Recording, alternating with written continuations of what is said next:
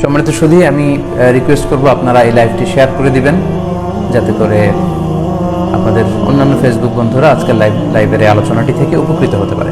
আমরা আজকে কুরবানি নিয়ে কিছু কথা শেয়ার করবার চেষ্টা করবো ইনশাআল্লাহ। আমরা জানি যে ইব্রাহিম আলাইহিস সালাম আল্লাহ তাআলার সন্তুষ্টির জন্য স্বীয় পুত্র ইসমাঈল আলাইহিস সালামকে কুরবানি করতে চেয়েছিলেন, এবং সেই প্রসঙ্গ থেকেই কিন্তু আমরা প্রতি বছর জিলহজের 10 তারিখে কুরবানি করে থাকি।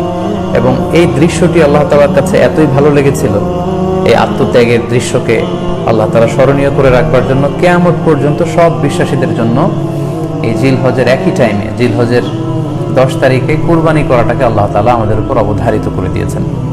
এই বিষয়টি সূরাতুস সাফফাতের 105 নম্বর আয়াতে আল্লাহ তাআলা এভাবে ইরশাদ করছেন, ফালাম্মা বালাগা মাআহু সা'য়া ক্বালা ইয়া বুনাইয়া ইন্নী আরা ফিল মানামি আন্নী আযবাহুক ফানজুর মাযা তারা। অর্থাৎ ইসমাঈল আলাইহিস সালাম যখন একটু বড় হলেন, বাবার সাথে হাঁটতে পারেন, দৌড়াদৌড়ি করতে পারেন, ঠিক তখন ইব্রাহিম আলাইহিস সালাম স্বপ্নে দেখলেন যে তিনি ইসমাঈল আলাইহিস সালামকে কুরবানি করছেন, এবং স্বপ্ন দেখেই তিনি সরাসরি ছেলের সাথে কনসালটেশনে গেলেন, পরামর্শ করলেন যে বাবা, আমি তো স্বপ্নে দেখেছি যে আমি তোমাকে কুরবানি করছি, ফানজুর মাযা তারা, what do you think about it, what's your opinion about it, তোমার মতামত কি সেটা তুমি আমাকে বলো। তখন সাইয়েদনা ইসমাঈল আলাইহিস সালাম অত্যন্ত সাহসিকতার সাথে বলিষ্ঠ একটি জবাব দিয়েছিলেন, সেটাও আল্লাহ তাআলা কোরআনে সরাসরি কোট করেছেন। তিনি বলেছিলেন, ক্বালা ইয়া আবাতি ফাআল মা তু'মার সাতাজিদুনি ইনশাআল্লাহু মিনাস সাবিরিন। অর্থাৎ হে আমার সম্মানিত পিতা, আপনি যেমনটি স্বপ্নে দেখেছেন, আল্লাহ তাআলা আপনাকে যেমন আদেশ করেছে আপনি ঠিক তেমনটিই করুন, আপনি ভয় পাবেন না, ইনশাআল্লাহ আপনি আমাকে ধৈর্যশীলদের অন্তর্ভুক্ত পাবেন। একটু কি কল্পনা করা যায় যে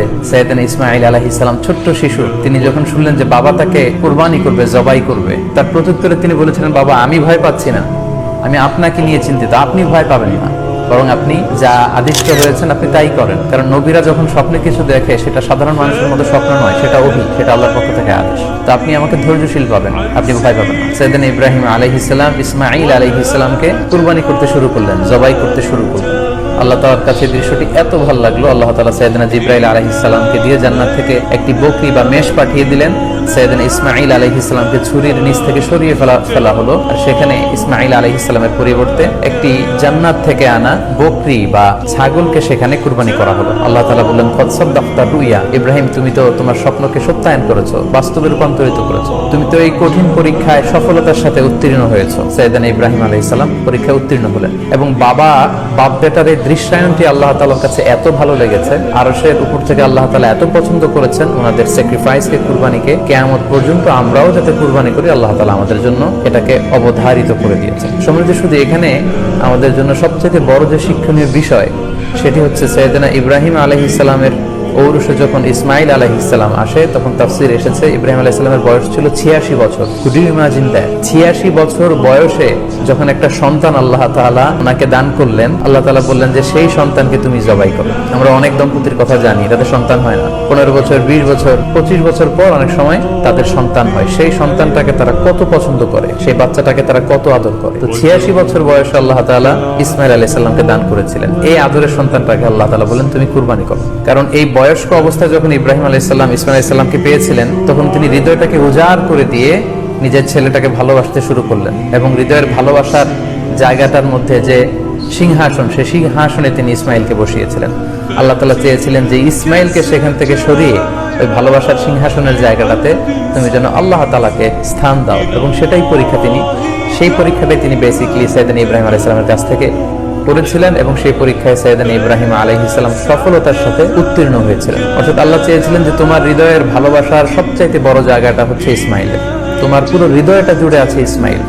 আমি চাই তুমি আমার সন্তুষ্টির জন্য এই ইসমাঈলকে বিলিয়ে দাও, এই ইসমাঈলকে কুরবানি করে দাও। সম্মানিত শুধু এই স্টোরিটা থেকে আমাদের জন্য শিক্ষা হচ্ছে যে সাইয়েদনা ইব্রাহিম আলাইহিস সালামের হৃদয়ের সবচাইতে পছন্দনীয় বিষয়টা ছিল ইসমাঈল। তিনি ইসমাঈল আলাইহিস সালামকে, নিজের ছেলেকে বেশি পছন্দ করতেন।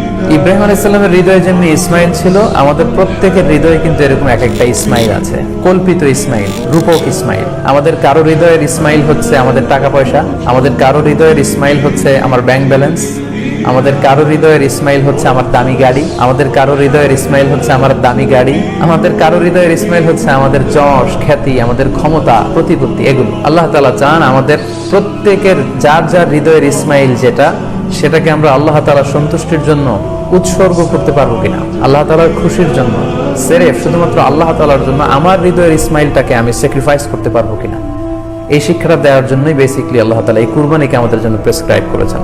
আল্লাহ তাআলা চান যে আমাদের হৃদয়ের পুরো জায়গাটা জুড়ে যেন আল্লাহ তাআলার সন্তুষ্টি, আল্লাহ তাআলার ভালোবাসা, আল্লাহকে যে আমরা ফিল করি, আল্লাহকে যে আমরা ভয় পাই, সেই জায়গাটাতে যেন আমরা আল্লাহ তাআলাকে রাখতে পারি। এটাই মূলত আল্লাহ তাআলা আমাদের কাছ থেকে চান, এবং আমাদের জীবনের সব কাজগুলোই হবে শুধুমাত্র কেবলমাত্র আল্লাহ তাআলার সন্তুষ্টির জন্য।